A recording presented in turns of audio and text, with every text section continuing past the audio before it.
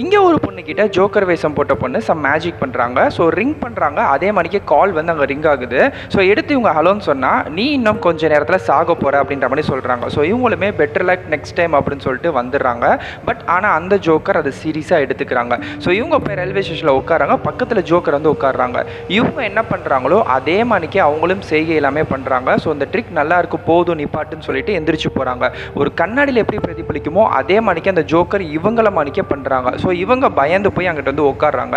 So யாருமே இல்லை. So நிம்மதியாக உட்காந்து நம்ம ஒரு ஆப்பிள் சாப்பிட்லான்னு சாப்பிட்றாங்க. பட் ஆனால் அந்த ஆப்பிள்லேருந்து கை வரலை. என்னடான்னு பார்த்தா இவங்களுக்கு ஆப்போசிட்டில் அந்த ஜோக்கர் அதே மாதிரிக்கே பண்ணுறாங்க. அவங்க என்ன பண்ணுறாங்களோ அதே மாதிரிக்கே இவங்களும் பண்ணுறாங்க. ஸோ இவங்க ரொம்பவே பேனிக் ஆகுறாங்க. ஜோக்கர் அங்கே சிரிச்சுக்கிட்டே திரும்பி பார்த்தா ஆமாம் ட்ரெயின் வந்து வந்துக்கிட்டு இருக்கு ட்ராக்கில். இவங்க எந்திரிச்சு நின்னோடனே அவங்களும் எந்திரிச்சு நிற்கிறாங்க. ஒரு ஸ்டெப்பாக வச்சு பார்த்தீங்கன்னா ஆமாம் நம்ம எல்லாருக்குமே தெரிஞ்ச மாதிரிக்கே அந்த ட்ராக்கில் இவங்களை விழ வச்சு அந்த ஜோக்கரை சாகடிக்கிறாங்க.